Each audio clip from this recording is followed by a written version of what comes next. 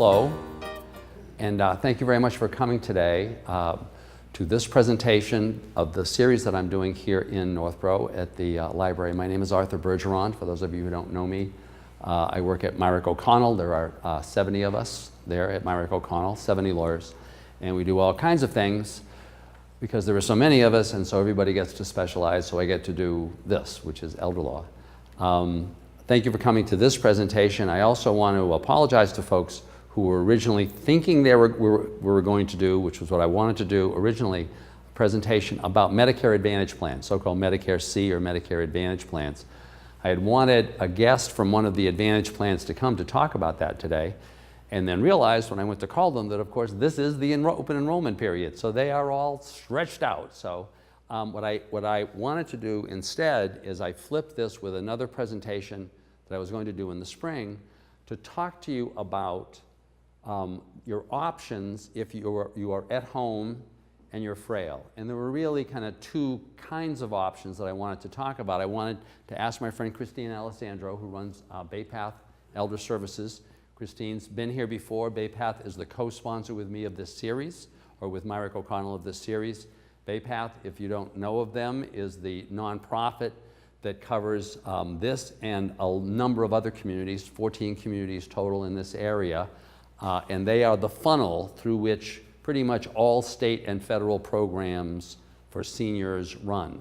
One of their original programs was Meals on Wheels, which for us, we can actually remember back when that started, but it seems like it's just been around forever. So she's going to talk about a program called the Frail Elder Waiver, which is a program available to folks who are frail as an alternative to needing nursing home care or more significant care. But then I also wanted you to hear from Sharon Noley. Sharon works with Summit Elder Care. Summit is one of an unusual set of programs nationally developed really as an alternative to traditional Medicare, Medicaid options for folks who are frail. The programs are called PACE programs, P-A-C-E, Programs for All-Inclusive Care for the Elderly, originally developed in San Francisco a lot of years ago by folks in the Chinese community, actually, that really wanted to have an alternative for their seniors who, as they got old, who were getting frail, who didn't speak English, many of whom just spoke Chinese and had different language, different eating habits. So it was really designed to be an all-inclusive program for folks as an alternative to the system. That was so successful, it evolved into a number of what I think are still called pilot programs in the country, although they're not pilots anymore. There are 40 or 50 of them. Massachusetts, many states don't have any. We have several here in Massachusetts. So I wanted Sharon to talk to you about that as really a valuable alternative.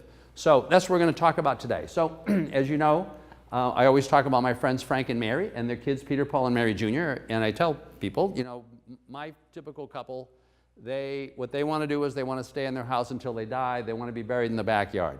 That's their goal in life. But then the question that comes up for them often, and we're going to use this as the example today, what if Mary is not doing well? What if Mary, they've been successfully living in their home for a lot of years, but now Mary is really frail. And the last thing, of course, that she wants to do is to go to the nursing home. What she really wants to do is stay at home. I kind of joke that I spend most of my time helping people figure out how to deal with the alternative in life that they never want, which is dealing with nursing home care. So we're going to talk about the really two major alternatives to that if Mary is getting frail, and they are the Frail Elder Waiver program and the PACE program. Summit Elder Care is a PACE program. So I want to start off by asking my friend Christine Alessandro to talk about the programs that run through Bay Path Elder Services. And as I say, Bay Path Elder Services is not a for-profit. They're a nonprofit funded primarily by the Commonwealth and by the federal government, mainly by the Commonwealth, to really be the folks who are helping you figure out how to get through to live in your house until you die. So, Christine. Thank you, Arthur. Well, good afternoon, everyone. I hope everyone's doing well right after Thanksgiving. Everybody have enough to eat? Today and on Thanksgiving. So thank you, Arthur, for that introduction. As Arthur said, I'm from Bay Path Elder Services. which is your aging services access point and your area agency on aging. We serve individuals over the age of 60, under the age of 60 with physical disabilities, and caregivers, and people like you. You don't have to be over 60 to benefit from our programs. We have many programs for many, many people. So we're going to talk about the Frail Elder Waiver, and here's our 14 communities, as Arthur mentioned. A waiver is something that the federal government will grant to a state in order to waive some requirements of participation in a program. For example, if you wanted to get into a nursing home, there are eligibility criteria for that, but the federal government has allowed Massachusetts to waive some of the requirements so we can keep people at home, specifically those people who are frail. So to get on a Frail Elder Waiver, you must be clinically and financially eligible, and I'll talk about your clinical eligibility, but you must be on Mass Health Standard. So your income less than $22.50 a month and your countable assets are less than $2,000. But what if you're married? Arthur's going to talk about that. There are ways to work with your income so that you may be financially eligible and your spouse remain with an income. So if you're married, the asset limit of the spouse who will not be going on Mass Health has to be below $123,600. This changes every year. And the home, if owner occupied, is considered exempt to a value of approximately $840,000, which is quite a bit of money. So under the Frail Elder Waiver, we have a special program at BayPath in our home care program. It's called the Choices Program. The Choices Program allows you to be at home and not in a nursing home. It's for folks who are frail, who are at imminent risk for admission to a nursing home. To qualify for Choices, you have to be on the Frail Elder Waiver, and in addition, you must meet some other requirements. So to be eligible for Choices, 60 years of age or older. And you're going to hear under PACE, you can be not 60, you can be 55 and eligible for the PACE program. So every program has different age eligibility requirements. You have to have what's called some functional impairments, which are needs, maybe personal care, homemaking, grocery shopping, and need criteria eligible for the home care program. We don't let anybody in. You have to have certain number of functional impairments. You have to meet the clinical eligibility criteria for nursing facility, be a Mass Health Standard member, and in need of a waiver service as determined by the ASAP, which is BayPath. So what's a waiver service? Home health aid is a waiver service. Personal care is a waiver service. There are many waiver services.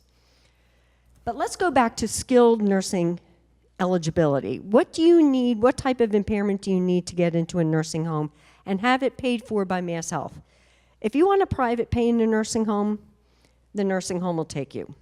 If you want Mass Health to pay for it, you have to meet certain criteria. And these can be pretty complicated.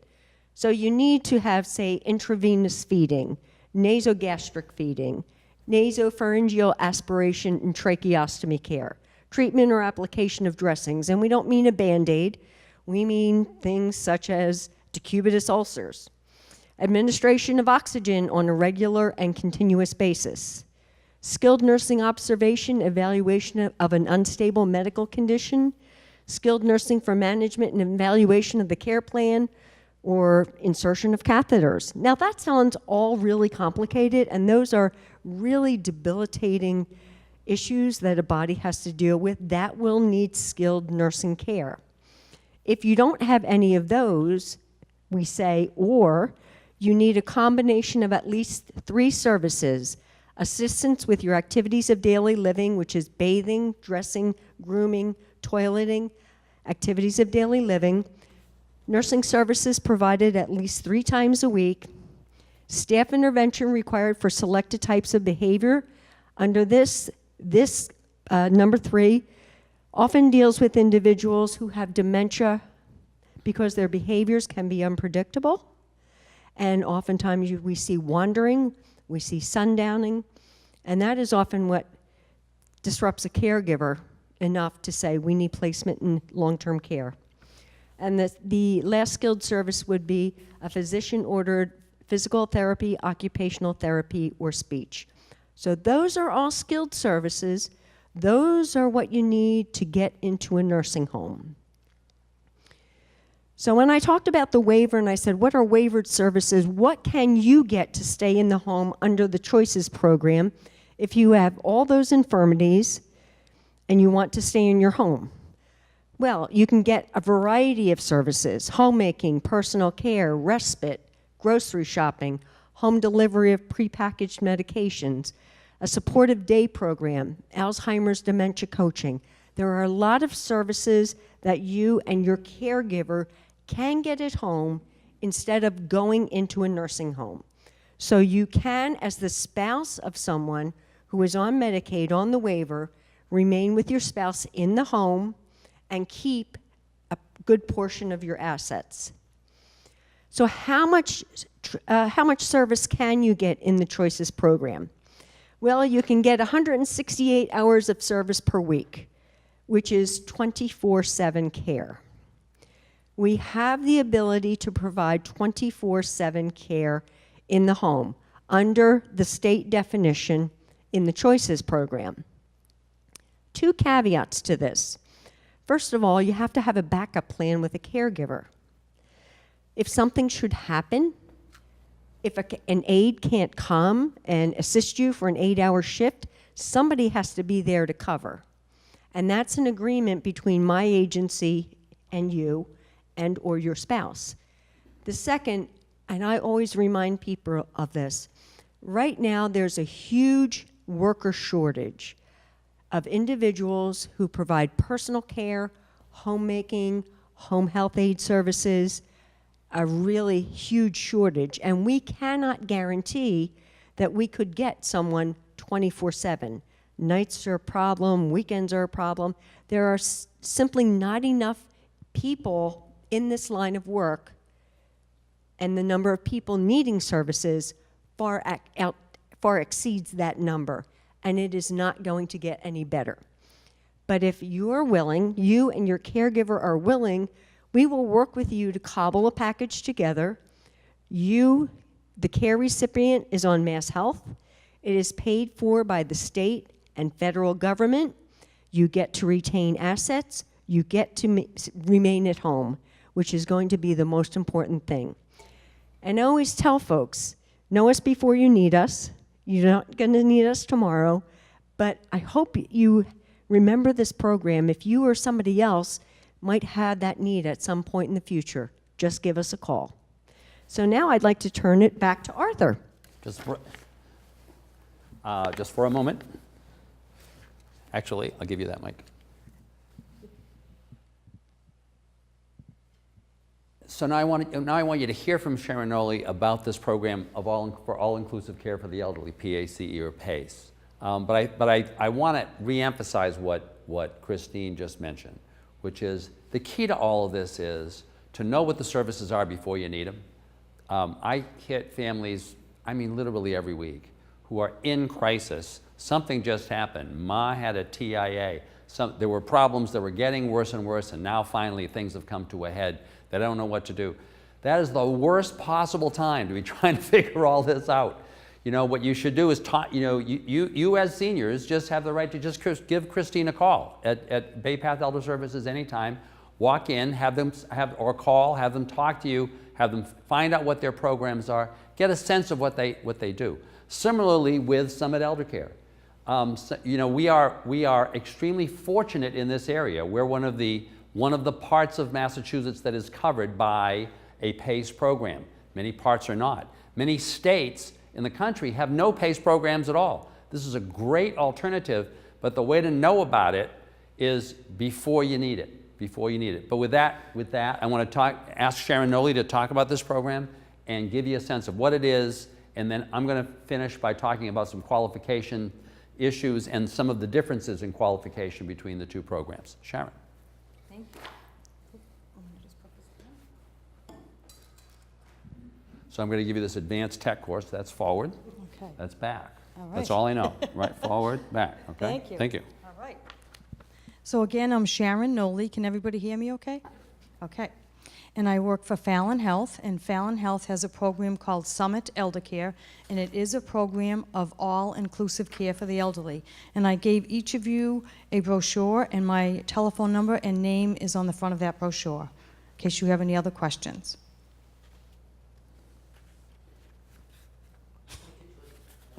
Okay. Oh, So I this- forgot that. That was my third thing. Point it to the laptop. Okay, so this program is just a little bit different because you have to be 55 years or older, so it's nice because it's a few years younger than some of the other programs throughout the United States. And it is comprehensive medical and social model. We offer a full range, and I can get into exactly what we offer, but it's a full range and it's a program of all-inclusive care. We allow providers to respond to the unique differences. Everybody has a different care plan. Each person, some people have more home care than others. Some people are going to the adult day health more than others. You know, each person has a different care plan. These are the locations of where the PACE programs are. Arthur had mentioned to you that there's a lot of states that don't have the PACE programs, and in the state of Massachusetts, there's 8 of these programs, so we're one of 8. The other locations are in Springfield, and there's 5 in Boston. So an overview of the PACE program is that we have primary care physicians at the site. So you do change from the primary care physician that you have, and you once you're in the program, you have a primary care physician that's right there at the site. We also do physical, occupational therapy, and speech therapy right at the sites, and I'll actually show you where the sites are. We have an adult day health. People are able to go there during the day, have a hot meal, do some activities, some stimulation, some socialization. We also provide hospital care, meals. We also can do meals similar to Meals on Wheels, but it's a little bit different. Emergency services, prescription and drugs, really all of what insurance pays for. Medical specialty services, we have a dentist that comes in, we have a podiatrist also that comes in. We also have social workers right at the site. There could be 3 or 4 social workers. They usually have about 50 people per person. And of course the home care, so we can help in the home with grocery shopping, cooking, cleaning, you know, help with personal care, that type of thing. We can provide transportation back and forth to the site. We have a wheelchair van in all locations that helps, you know, obviously if somebody wants to get a ride, but most people really do take up the transportation. So again, it's the adult day health, it's home care, and it's also inpatient services. So we have 2 locations in Worcester. We're actually building right now. We used to be on East Mountain Street. Has anybody ever been by that location? The one on East Mountain Street? We were there for 22 years, and now we're building a new site on Grove Street. It's on 288 Grove Street, and it will be just like the other sites. We're also, we have another site on Grafton Street in Worcester, and it's right around Route 20, and we have a site in Leominster, Lowell, and Springfield, and we moved the Charlton site to Webster. So that's where all the 6 sites are. The one closest is really the one that will be in either Grafton Street or on Grove Street. Yes? No, because at the site... When you're answering, can you repeat the question and then answer just Yes. so the camera gets it? Is the health center similar to like a... Yeah. We, at each location there is a health center, but it's also an adult day health and rehab, and then of course the social workers are there, the physicians are there, so it's all inclusive. Did I answer the question? Yes, it is. Yes. So again, this is, we sort of made little circles, just showing you all the different aspects that we talked about of the program. So we all work together as a team. They actually meet 5 days a week. They meet in the morning and they go over any changes. Say if somebody has fallen in the evening, or if they're in the emergency, or if they're in rehab, they go over what's going on with that particular person's care plan, and they make decisions on whether there should be changes. Like, take for instance, if somebody had fallen and they were in rehab, when they do go home, they need more physical therapy. They need to maybe possibly be on different medications, so the physician is involved. They may need more home care, so home care is involved. So all the aspects of the care plan have to be changed, and they all work together as a team. So again, they meet 5 days a week, and so it's nice because many times it's broken up. If someone is not in a program like this, they're dealing possibly with the VNA, their doctor, the rehab, home care, and in a sense, it can be sort of broken up and confusing. But as with a program like this, you're dealing with many aspects, but they all really know what's going on. So it makes it easier for the caregiver. We talked a little bit about this, but we do have one thing that I didn't really mention was the dining services, because when people come to the program, they're able to eat right there, and if there's any certain kind of meals that they eat, or if there's any allergies, then we just make sure that we know about that. Many people that are in this program, they have many different acute problems, and so I'm just going to give you a for instance. They could have heart disease or respiratory disease, or they could be a diabetic and needing insulin and having trouble with the insulin. They need to, again, have 3 ADLs. We talked a little bit about that already. So again, just dependencies on possibly walking or bathing, dressing, toileting, those types of things. So is there a single case manager assigned to each patient? Is there so you're wondering if there's one case manager per person? Or is there a single point of contact? Yes. So we talked a little bit about the social worker and having 50 participants each. So the single point of contact usually is the social worker, unless you're dealing with an issue of the physician is involved, then it would be just directly to the physician. Or PT, yes. Again, there can be no cost to this program. It can be paid for through Mass Health and Medicare, and that's again through the Frail Elder Waiver, with the income being less than $2,250 a month, and then showing less than $2,000 in assets, and that's in a sense where Arthur gets involved. So the financial guidelines are really actually determined by Mass Health, and it does include the gross income. So we're one of the largest PACE programs we're the largest PACE program in New England, and again, we're one of 8 in the state of Massachusetts. And we have 6 centers. And this shows you an example. I'm just going to kind of point. You can see the Springfield location, Webster, 2 in Worcester, Leominster, and then the latest one is the one that's in Lowell. And that's been there a couple of years now.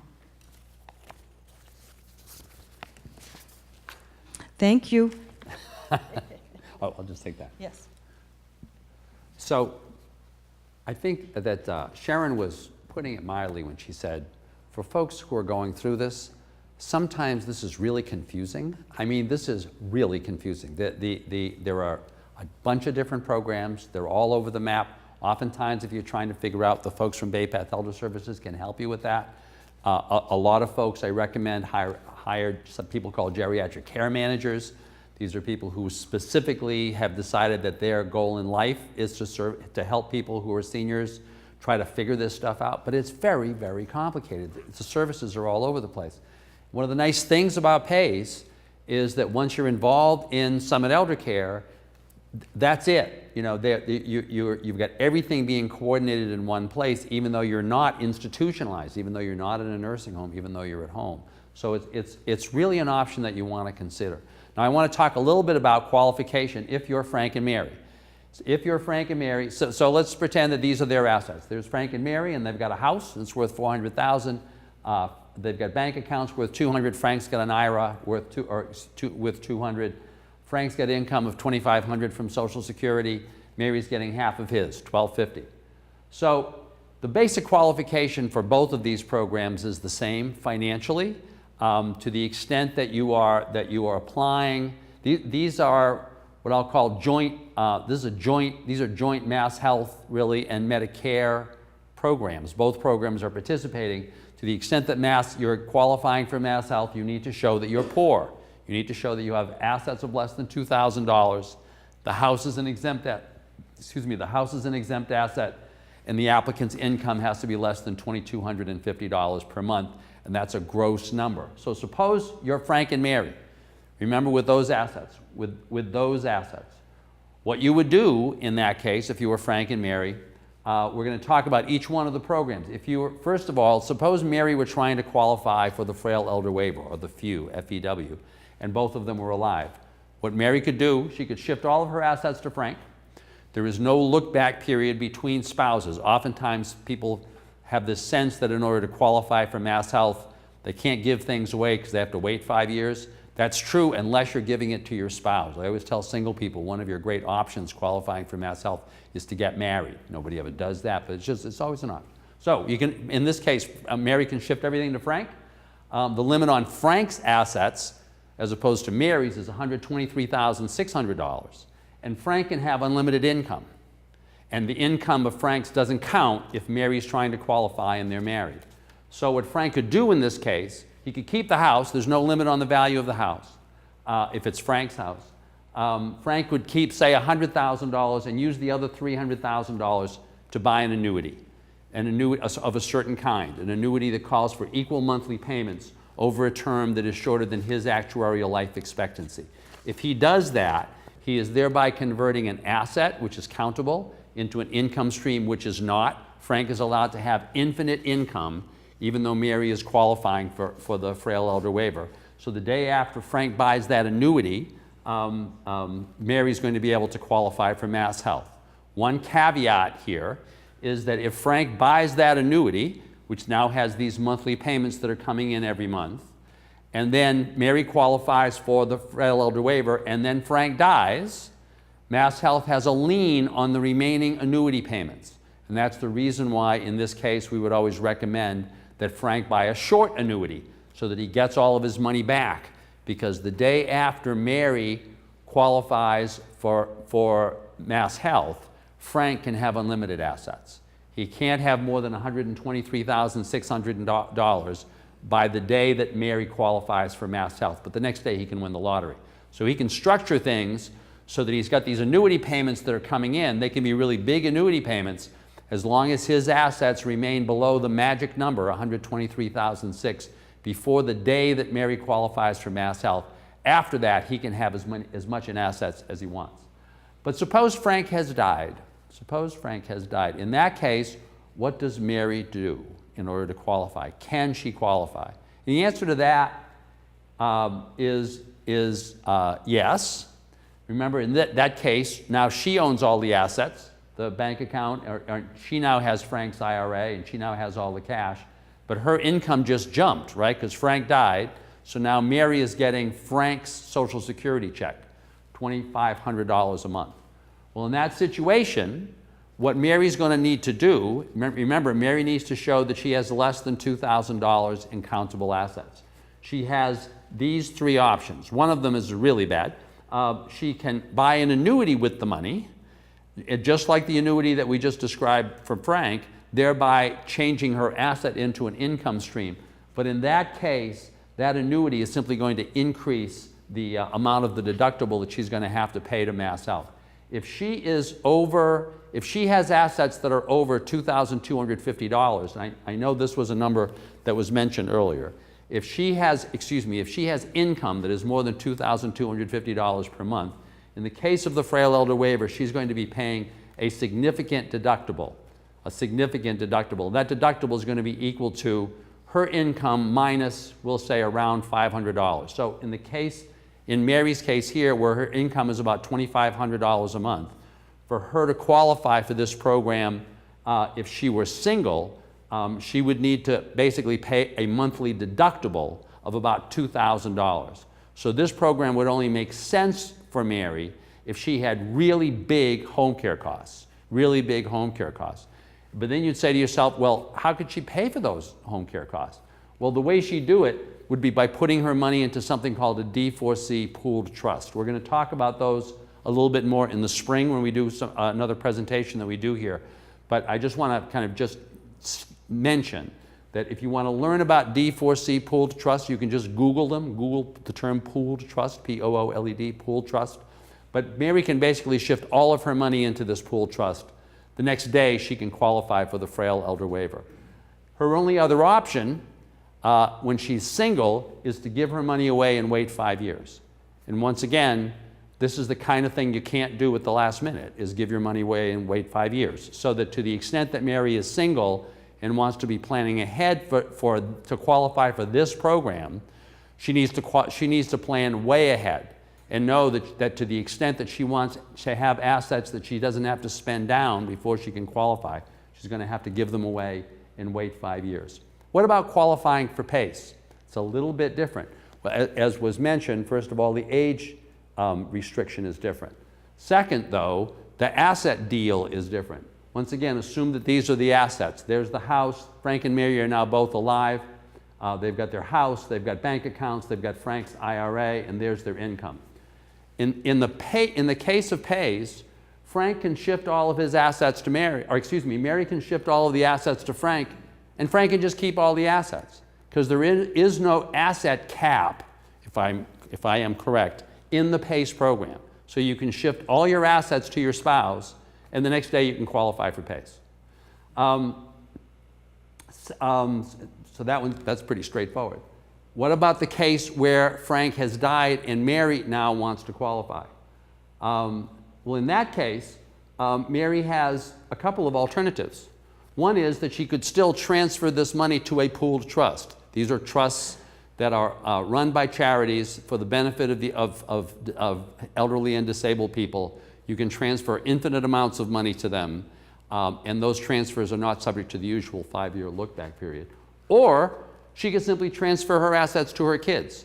In the case of the PACE program, there is no look-back period regarding transfers to your kids or regarding transfers to anybody else. So you can transfer your assets out, and the next day you can qualify for these programs, right? So that is, for many folks, is a gigantic difference. Now I'll mention one other difference though, and I want to confirm this with Sharon. Once Mary has qualified, there is this asset question. As I mentioned to you, in the case of Mary's qualifying for the Frail Elder Waiver, once she had qualified, she'd have to pay a big deductible from her monthly income before she could get the benefit. How does that work in the case of PACE? If she has income that's over $2,250 a month. If her gross income is over $2,250 a month and she shows less than $2,000 in assets, then whatever the income is, I'm going to just say, let's say for instance, say $2,500 a month. $2,500 a month. Yeah.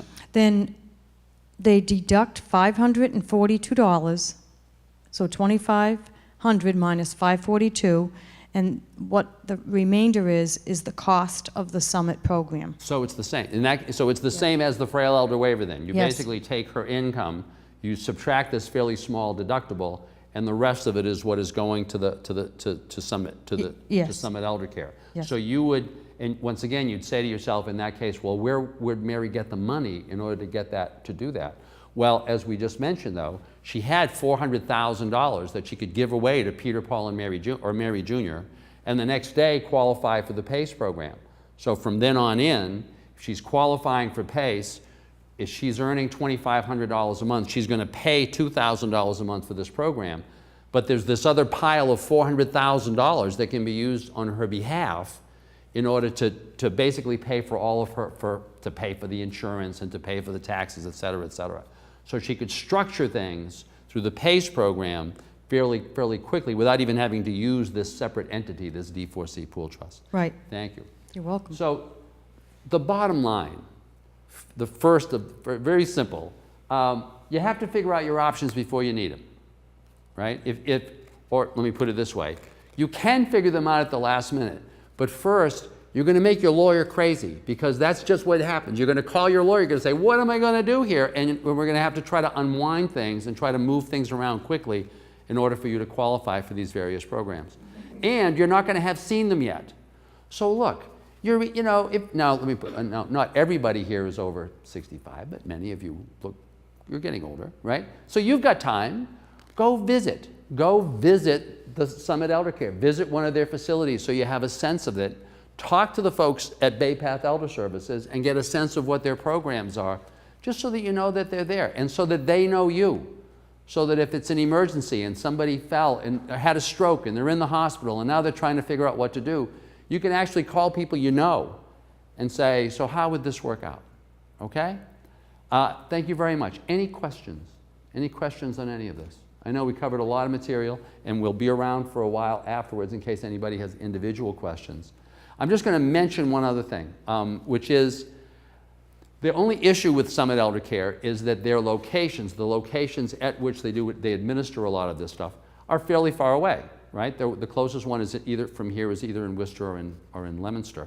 But so that's why I am saying to you, as I have said to Sharon, I want to be advocating to get one of these closer to here. There should be one of these sites here in the boroughs area. As you notice from their map, their catchment area comes this far east. This would be a great site for them, and it would just make it more convenient for us, and hopefully that's where this is going to go in the future.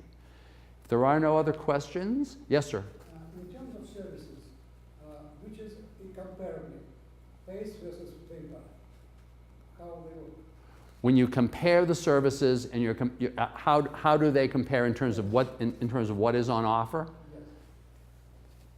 Comments? Can I just answer that? I think each person is different. So what I suggest to do is to actually talk to Bay Path and talk to Summit Elder Care, and then you have all your questions, and you have to make up the decision on which one is best, depending on the program. Bay Path has more than just this particular program. They have several programs. So you would look into their programs, and then you look into the PACE program, and some people even look into assisted living. So, you know, there's a lot of different things you can look into. Some people just want home care. They have to weigh everything and make a decision. And then we can steer you in the right direction, figuring out exactly what the needs are. Right? Yep. And I think one of the other differences is when you join Summit Elder Care, you get all of your medical care through Summit. So if you have Dr. John Smith and you have been going to Dr. Smith forever, you may not want to give up Dr. Smith. That's what we find with some of the other programs as well, that you don't want to give up your doctor. But I agree, find out what's, you know, the pros and cons of each. You know, we each have pros and cons, and what best does fit your needs. Yeah, and by the way, I think your question really speaks to one of the kind of fundamental questions that my clients are facing all the time. The reason to know about these folks ahead of time is that what you don't know ahead of time is what your physical condition is going to be, what your physical and mental condition is going to be, and they vary all over the place. So to say which services, you know, how do you compare the services? It's really about how do you compare the services given your problem, right? So once you know all the players, then when the problem shows up and you know what that is, whether it is you had a TIA, whether it is Alzheimer's, whether you've got a diabetes issue, then you can be talking to them sensibly about, because you know the players, what is the package that you have that could work for me? And I think that's the goal of this exercise. And that's why, by the way, I really appreciate the fact that Northborough Cable is willing to film these and to show them, because so often the folks who benefit from these programs are people who are not here. They're not here because they're taking care of somebody at home, right? And they can't get out. So to give them the opportunity to watch it through Northborough Cable is really, really important. So I really appreciate that. And I think one of the other great things is you have options. You know, a PACE program is not in every state. So in Massachusetts, there are a variety of options for your care as you age, as you stay in home. And I think that's fabulous. Other questions? If not, thank you very much. And this is our last presentation for this year, so happy holidays, and we'll see you in the spring of 2019. Could I have a round of applause for my wonderful guests, whom I really appreciate. Thank you. Thank you for coming. Thank you. We really appreciate it. Thank you very much. Good to see you all.